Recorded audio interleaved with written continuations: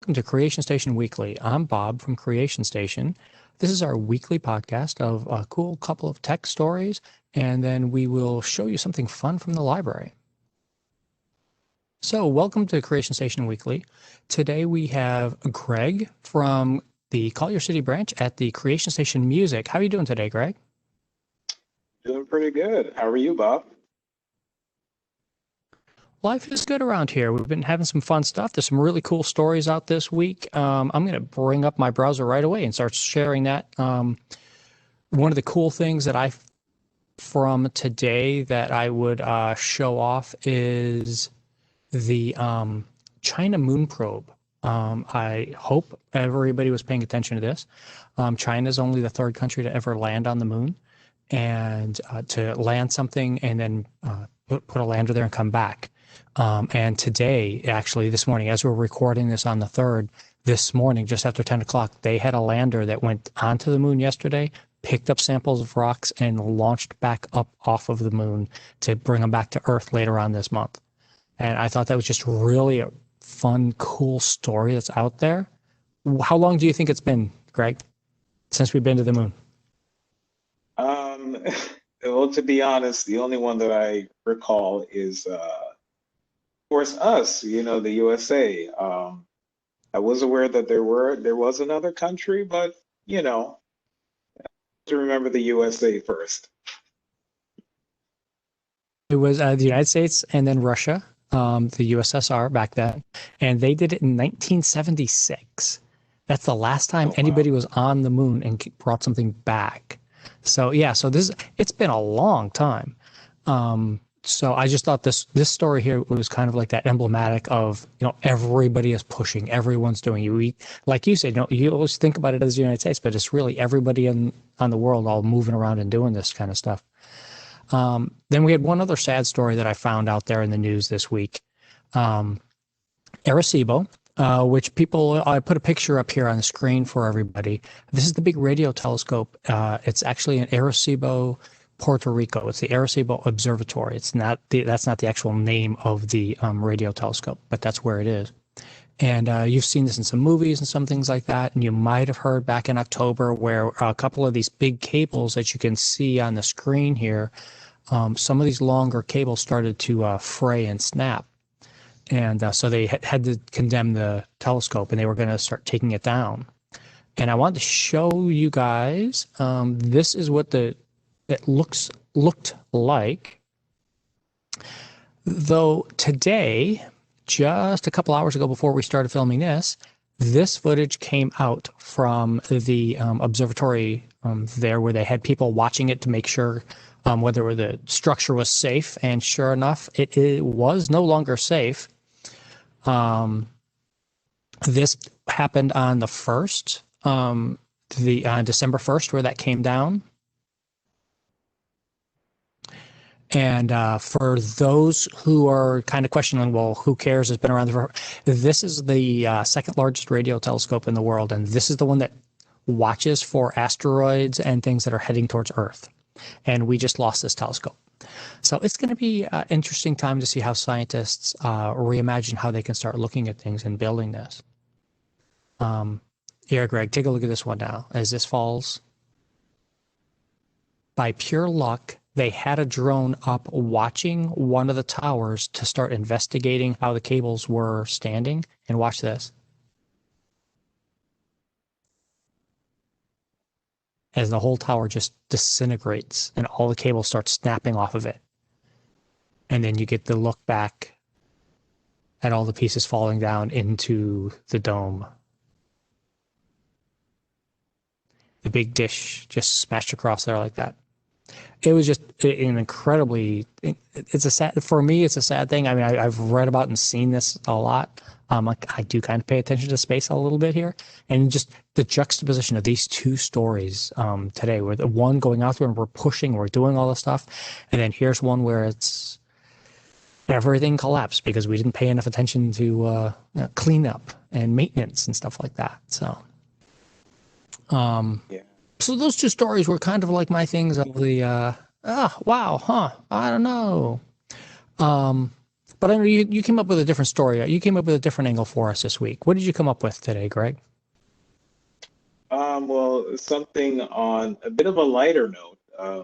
It is an issue. Uh, my heart is still a little racing from that last video there. Just, you see things in Yeah. movies and it's like excitement, but when you see it in real life, it makes you, I don't know, it's not a good feeling at all. It's very No. No, nerve-wracking just it really doesn't it kind of grabs at you. It's like, wow, it hey, wait a does. minute. That's something that's been there forever for our age. People of our age, it's been there forever. And it's just, this is what we are used to having and doing. And all of a sudden it's like, wait a minute, what's going on with this? Definitely. I don't know. It's Give us really, give us really something fun there, shocking. Greg. Yeah. Everyone is aware that we are in a new generation of gaming consoles. Gaming consoles have seen a big increase over time. More people are gamers now more than ever. And in this past November, we had two new gaming consoles to be released. This is from both Microsoft and Sony, the Xbox and the Sony PlayStation 5. And we've seen a bit of an issue where people who are very excited for, Cyber Monday and Black Friday to get their hands on these consoles, but weren't able to because of scalpers.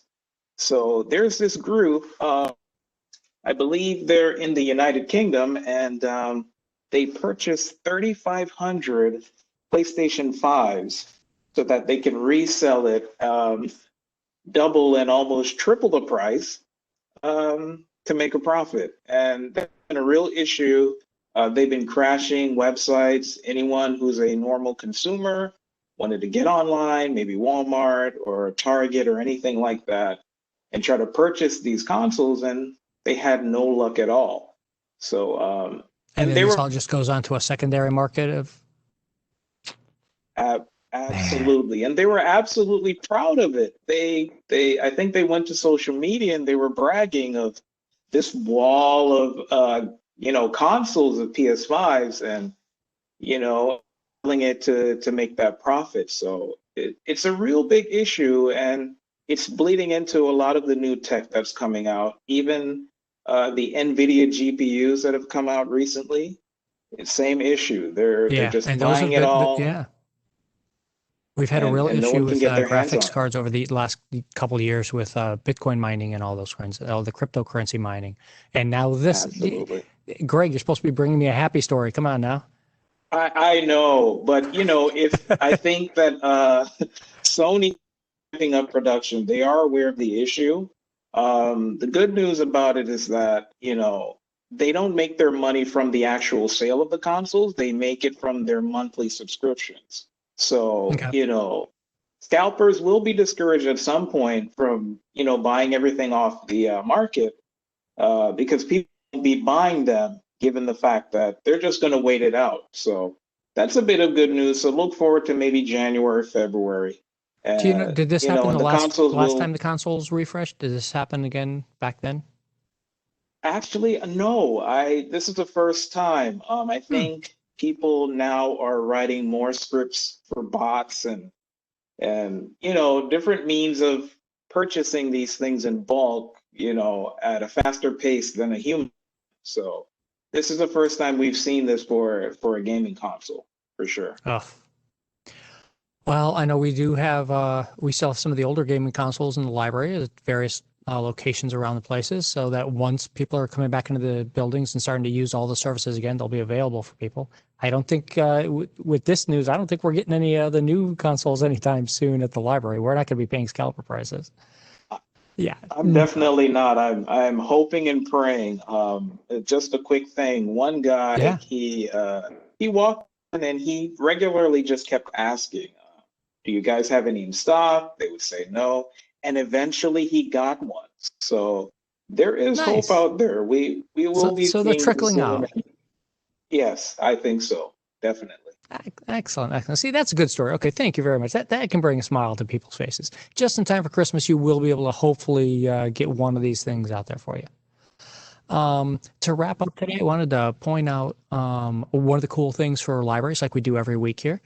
And this one today is going back to our moon stories and the Gale Interactive Science Database. That's available right there, broward.org/library. All these links, by the way, are in the chat log. So when you're viewing this, if you want to look at the chat, you can go see those. However, this one here, the one I brought up on screen is a copy of the moon. Just to give you a quick example of what you can do with this database, there's all sorts of different pieces, cave, molecules, DNA, all sorts of stuff to play with in here. And these things here, as you can see, as you move your mouse around, it does some stuff. And then you can literally take the moon apart, grab it, and pull out all the pieces to see what is going all the way into the center of the moon and pulling out even that center core there like that. So it's a really fun database that you can go through and you can go walk through and see all the different types of landmarks and things for there. That ocean of storms right here, that's where that Chinese probe just took off from earlier this morning. That's awesome.